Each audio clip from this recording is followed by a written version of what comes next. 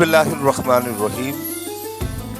معزز ناظرین، اپنے پروگرام احساس ہے رمضان کے ساتھ آپ کا میزبان رفیق شیخ فریدی حاضر خدمت ہے۔ السلام علیکم ورحمۃ اللہ وبرکاتہ۔ ناظرین، یہ وہ عظیم ماہ مقدس ہے کہ جس کا انتظار پورے سال مومن مسلمان کیا کرتے ہیں۔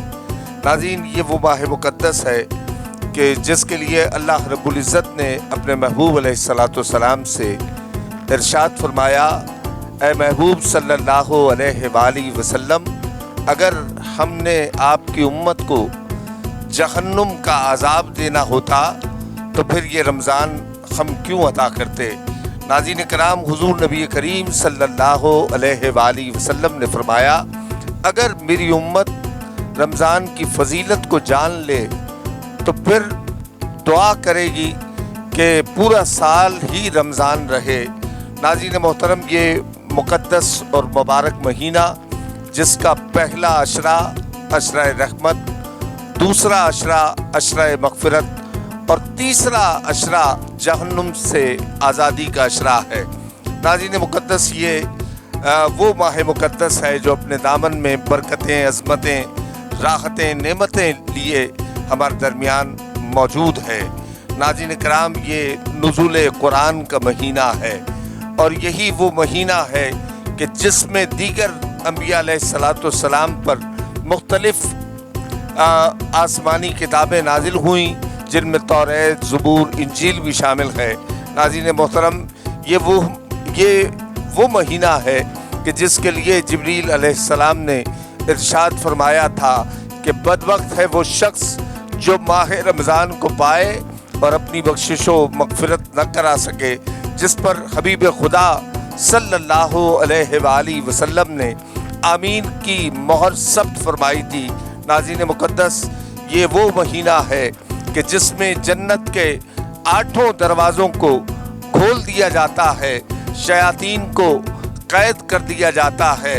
ناظرین محترم، اس ماہ مقدس کی فضیلت پر بات کرنے کے لیے پروگرام احساس ہے رمضان میں ہمارے ساتھ ممتاز عالم دین، سرمایہ اہل سنت، مبلغ اہل سنت حضرت علامہ مولانا محمد حسین عارف قادری صاحب تشریف فرما ہیں، اور ان کے ساتھ ساتھ نوجوان پرعزم عالم دین حضرت علامہ انجینئر صاحبزادہ حسان الہی قادری صاحب تشریف فرما ہیں، حضرت علامہ محمد ذاکر ترابی صاحب تشریف فرما ہے، اور اسی کے ساتھ بہت ممتاز و معروف خوش الہان و خوش بیان ثناخواں جناب راؤ محمد کاشف سلطانی صاحب تشریف فرما ہے۔ چاروں شخصیات کو میں احساس ہے رمضان کی پوری ٹیم کی جانب سے آپ کو سب سے پہلے رمضان المبارک کی آمد پر مبارکباد پیش کرتا ہوں، اور آپ سب کو اپنے پروگرام میں خوش آمدید کہتا ہوں۔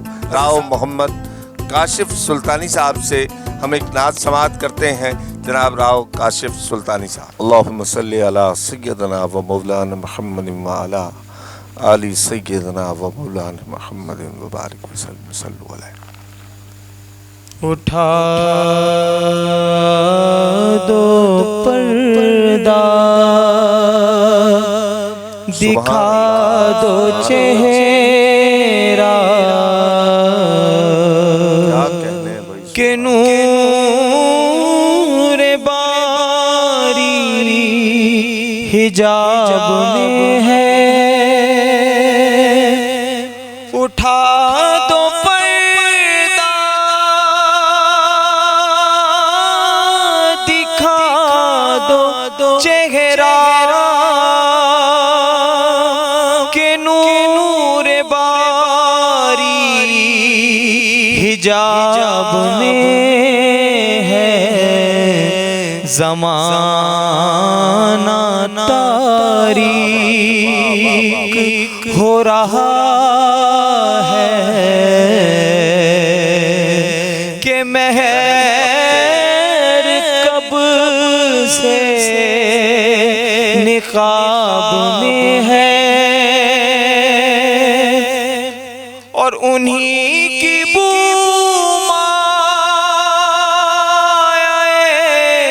سمن ہے کا جلوہ چمن چمن ہے، انہی سے گلشن مہک رہے ہیں، انہی سے گلشن مہک رہے ہیں، انہی کی رنگت گلاب میں ہے، تو کریم اپنے کرم کا صدقہ لئی میں بے قدر کو نہ شرما، تو رضا سے تو رضا سے حساب لینا، رضا بھی کوئی حساب میں ہے، اٹھا دو پردہ۔ کیا کہنے راؤ محمد کاشف سلطانی صاحب، اعلیٰ حضرت مجدد دین و ملت الشاہ احمد امام احمد رضا خان فاضل بریلوی رحمۃ اللہ علیہ کا بہت خوبصورت نعتیہ کلام پیش کر رہے تھے۔ علامہ صاحب، ہم آتے ہیں سوالات کی جانب۔ رمضان المبارک کا یہ مقدس و مبارک مہینہ ہمارے درمیان آ چکا ہے۔ رمضان المبارک کی فضیلت کے حوالے سے قرآن میں کیا فضائل اس کے بتائے گئے؟ بسم اللہ الرحمن الرحیم، الصلاۃ والسلام علیک یا رسول اللہ وعلی آلک واصحابک یا حبیب اللہ۔ سب سے پہلے میں آپ کو مبارکباد پیش کروں گا کہ آپ نے اتنے خوبصورت محفل اور پروگرام کا منعقد کیا۔ اللہ رب العزت آپ کا یہ پروگرام سجانا، یہ انتظام کرنا اپنی بارگاہ عالیہ میں قبول و منظور فرمائے۔ بڑا اچھا سوال آپ نے کیا ہے ماہ رمضان المبارک کے حوالے سے۔ میں اس حوالے سے ابتدا اسی انداز میں کروں گا کہ آپ جانتے ہیں کہ اسلامی سال کے اعتبار سے 12 مہینے ہیں جی، اور ہر مہینہ ہی اپنے اعتبار سے فضیلت اور شان رکھتا ہے۔ بے شک۔ لیکن ماہ رمضان کی فضیلت اور شان یہ ہے کہ اللہ رب العزت نے اس ماہ مقدسہ میں اپنے کلام پاک قرآن مجید کو نازل فرمایا ہے۔ بے شک، واہ۔ اور اسی کے ساتھ ساتھ کمال در کمال یہ ہے کہ اللہ رب العزت نے اسی کلام پاک میں جس مہینے کا نام لے کر ذکر فرمایا ہے وہ مہینہ بھی ماہ رمضان سبحان ہے۔ اللہ، سبحان اللہ۔ فرماتا شہر رمضان الذی انزل فیہ القرآن، واہ، تو اللہ رب العزت نے ماہ رمضان ہی میں قرآن کو نازل فرمایا، واہ۔ اور ماہ رمضان کا ذکر اور اس کی فضیلت کو بھی قرآن مجید میں ذکر فرمایا ہے۔ سبحان اللہ۔ اور ساتھ ساتھ ایک اور بات سماعت فرما لیں کہ اس مہینے میں ایک رات ایسی آتی ہے اللہ اکبر، جسے شب قدر کہا جاتا ہے۔ واہ، یہ وہ رات ہے کہ جس کی فضیلت اور شان کو بیان کرنے کے لیے اللہ رب العزت نے 1-2 آیتوں کو نازل نہیں فرمایا، واہ، واہ، بلکہ اس کی شان و فضیلت کو بیان کرنے کے لیے اللہ رب العزت نے پورے قرآن میں پوری کی پوری ایک سورت کو نازل فرما دیا ہے، جو سورت اس کی شان اور اس کے فضائل اور اس کی فضیلت کو بیان کرتی ہے۔ اور اس میں کہا گیا کہ تم کیا جانو کہ شب قدر کیا؟ بالکل بالکل۔ اب انسان حقیقتاً کیا جان سکتا ہے شب قدر کیا ہے؟ ہماری کیا بساط کہ ہم شب قدر کے متعلق جان سکیں، بلکہ مجھے یہاں آپ کے اسی لقمے کی وجہ سے ایک حدیث مبارکہ یاد آ گئی۔ حضور نبی کریم صلی اللہ علیہ وسلم نے ارشاد فرمایا کہ ماہ رمضان اور قرآن ان دو کا بڑا تعلق ہے۔ واہ واہ، قرآن بھی رمضان میں نازل ہوا اور رمضان کا ذکر بھی قرآن میں ہوا، ان دونوں کا بڑا گہرا تعلق ہے۔ لیکن یہاں حضور نبی کریم صلی اللہ علیہ وسلم نے بڑی پیاری حدیث مبارکہ ارشاد فرمائی، فرماتے ہیں کہ قرآن اور رمضان کل بروز قیامت اللہ بندے کی شفاعت کریں گے۔ سبحان اللہ، سبحان۔ رمضان کہے گا کہ مولا دن بھر میں نے اس کو بھوکا رکھا، کھانے پینے کے قریب نہیں جانے دیا، جماع کے قریب نہیں جانے دیا، اے مولا میری شفاعت اس کے حق میں قبول فرما۔ قرآن رب کی بارگاہ میں عرض کرے گا، مولا رات میں نے اس کو بستر سے ٹیک نہیں لگانے دیا، بلکہ اس کو میں نے اٹھایا، یہ قرآن پڑھتا، مجھے پڑھتا، رو رو کر پڑھتا، تو تیرا کلام سمجھ کر پڑھتا، اے مولا میری شفاعت اس کے حق میں قبول فرما۔ مصطفیٰ کریم صلی اللہ علیہ وسلم ارشاد فرماتے ہیں کہ اللہ رب العزت دونوں کی شفاعت کو قبول فرمائے گا، اور ان دونوں کی شفاعت کے بدلے اللہ رب العزت اس مسلمان کو جنت میں داخل فرما دے گا۔ سبحان اللہ۔ اظہر صاحب، یہ جس طرح آپ نے فضیلت اس کی بیان کی، روزے کے حوالے سے کہا جاتا ہے یہ خالصاً اللہ کے لیے ہے، اور اس کی جزا بھی اللہ رب العزت خود عطا فرمائے گا۔ اللہ اکبر، یہ حقیقت بات ہے۔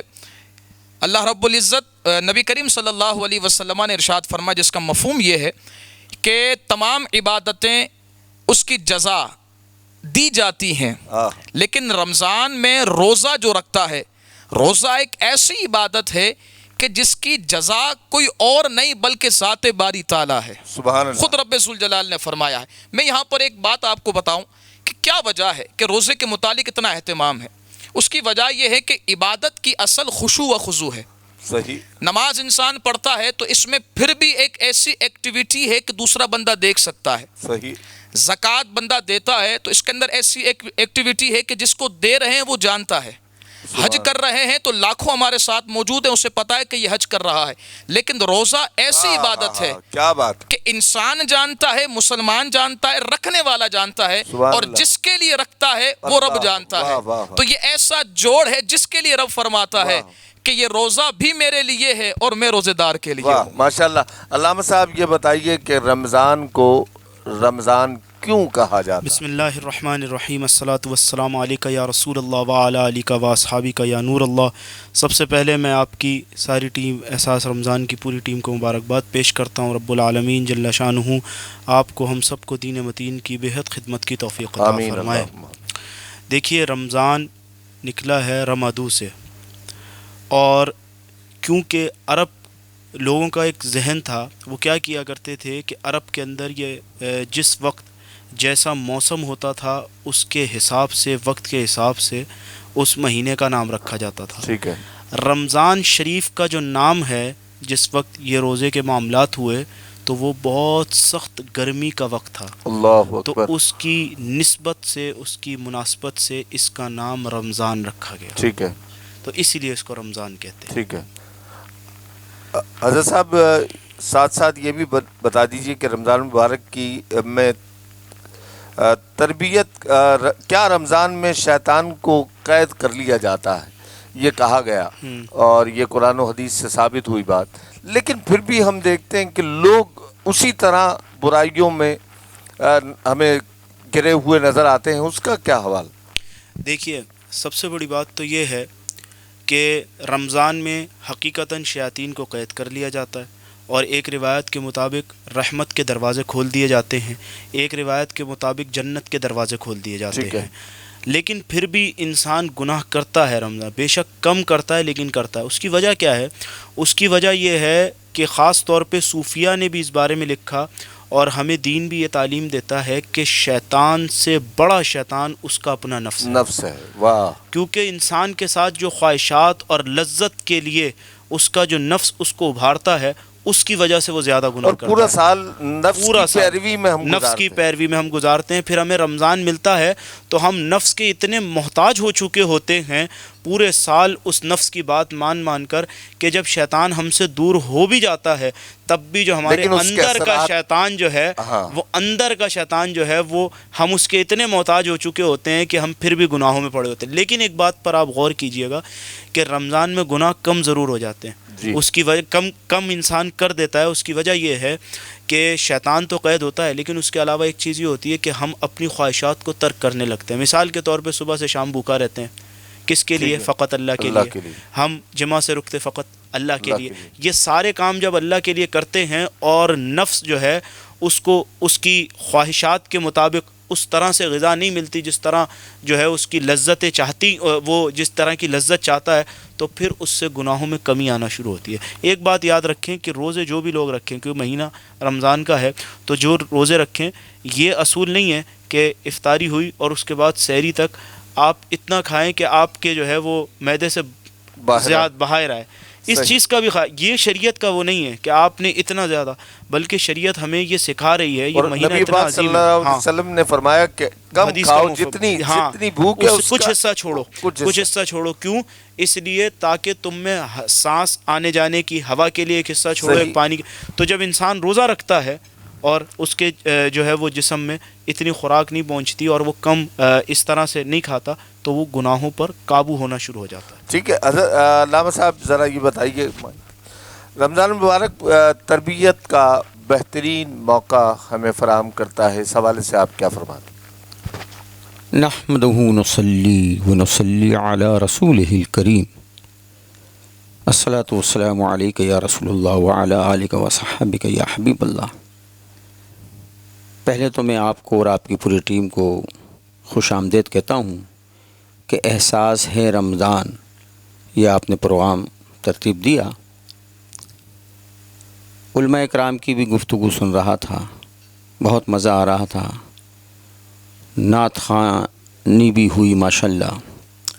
آپ نے جو سوال کیا ہے کہ رمضان المبارک میں تربیت جی اور نفس کے حوالے سے، جی بسم اللہ۔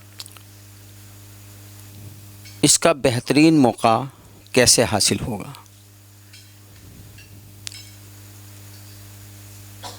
پورے سال میں 12 مہینے ہوتے ہیں، جی ان 12 مہینوں میں ایک ماہ مبارک رحمتوں اور برکتوں کا خصوصی طور پہ ہمیں بتایا گیا اور آتا ہے۔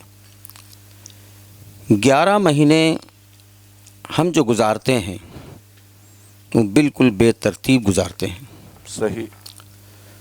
رمضان المبارک کا وہ مہینہ ہے کہ جس میں ہمیں اٹھنا، بیٹھنا، کھانا، پینا، سونا اور جاگنے کی تربیت حاصل ہو جاتی ہے۔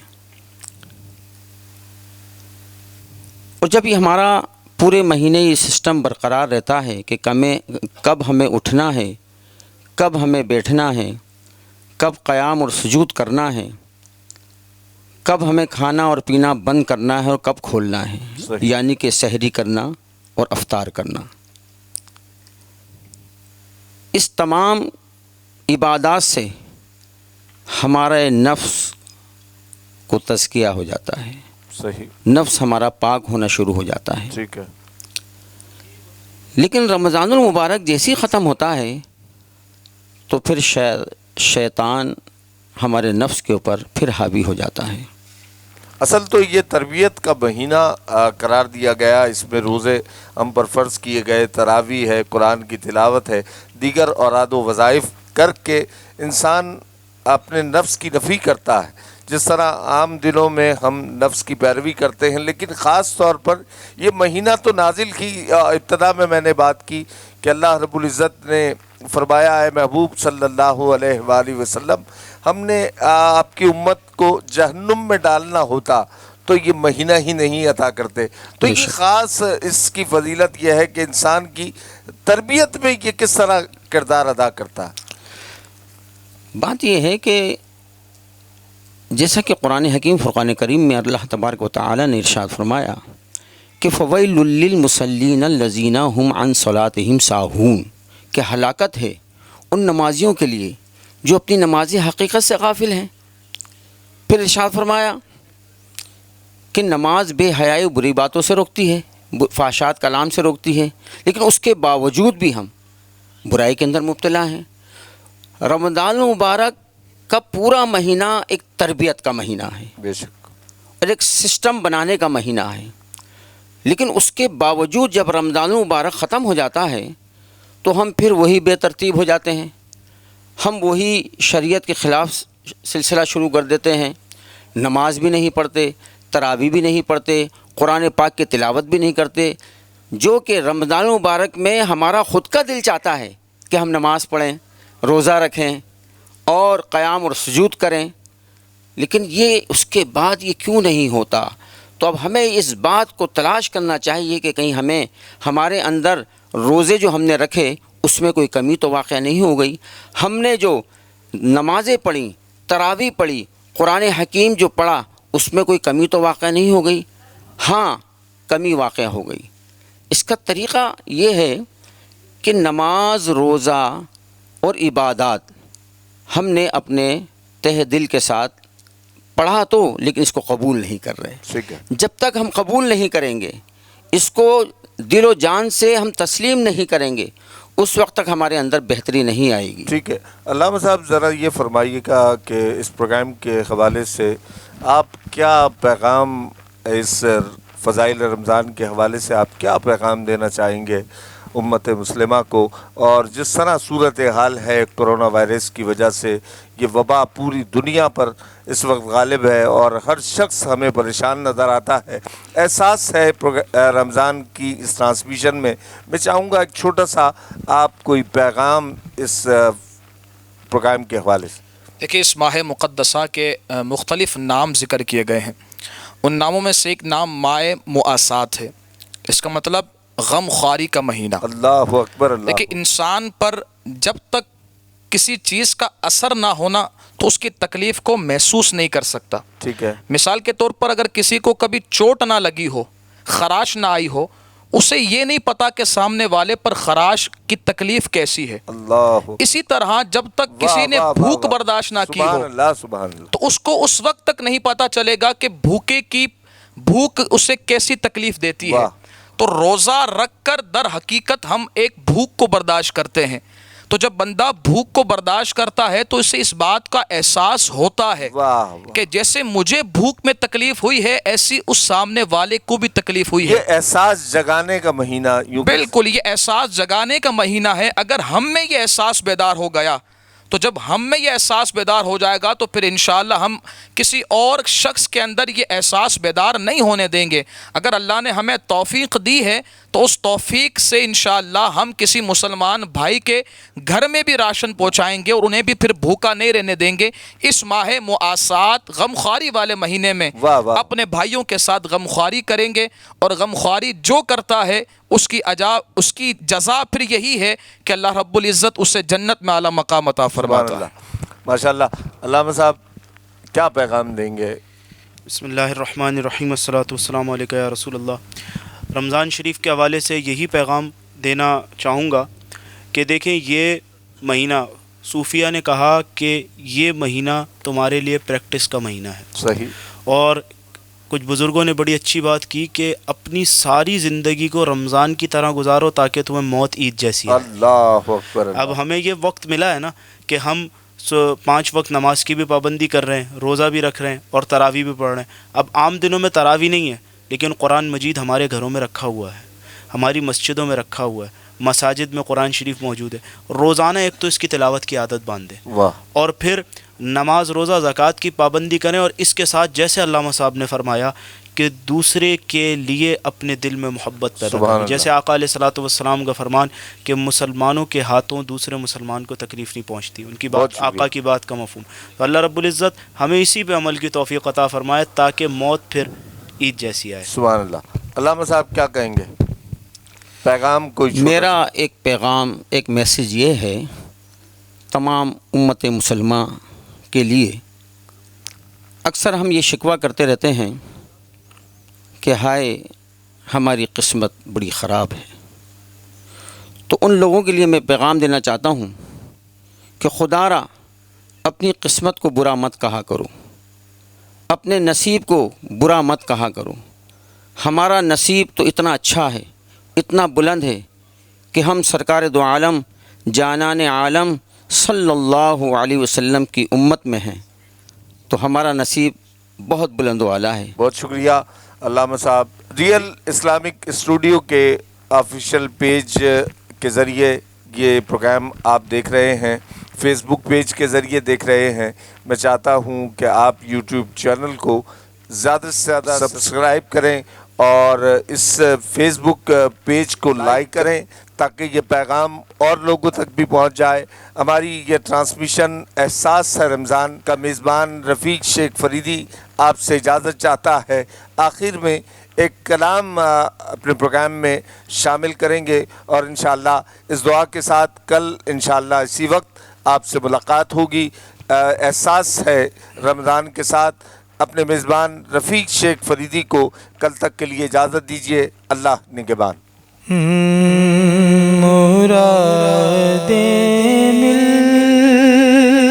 رہی ہیں شاد شاد، ان کا سوالی ہے لبوں پر التجا ہے ہاتھ، لبوں پر التجا ہے ہاتھ میں روزے کی جالی ہے، لبوں پر التجا ہے ہاتھ میں روزے کی جالی ہے۔ تیری صورت تیری سیرت زمانے سے نرالی ہے، تیری صورت تیری سیرت زمانے سے نرالی ہے، تیری ہر ادا پیارے، تیری ہر ادا پیارے، دلیل بے مثالی ہے۔ قابل توجہ شعر ہے، فقط اتنا سبب ہے انعقاد بزم محشر کا، فقط اتنا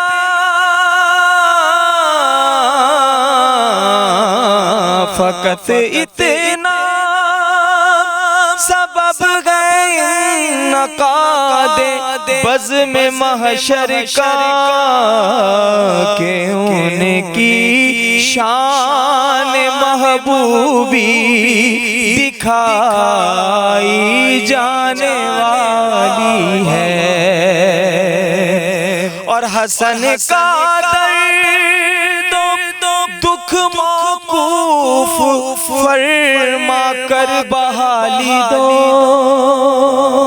کسی مسئلے پر بھی گھبرانے کی ضرورت نہیں ہے، جب غم آئے صحابہ سرکار کی بارگاہ میں حاضر ہوتے، اور یہی مولانا حسن رضا خان صاحب فرما رہے ہیں، حسن کا درد دکھ موقوف فرما کر بحالی دو، تمہارے ہاتھ میں دنیا کی موقوف و بحالی ہے، تمہارے ہاتھ میں دنیا کی موقوف و بحالی ہے، لبوں پر التجا ہے ہاتھ میں روزے کی جالی ہے۔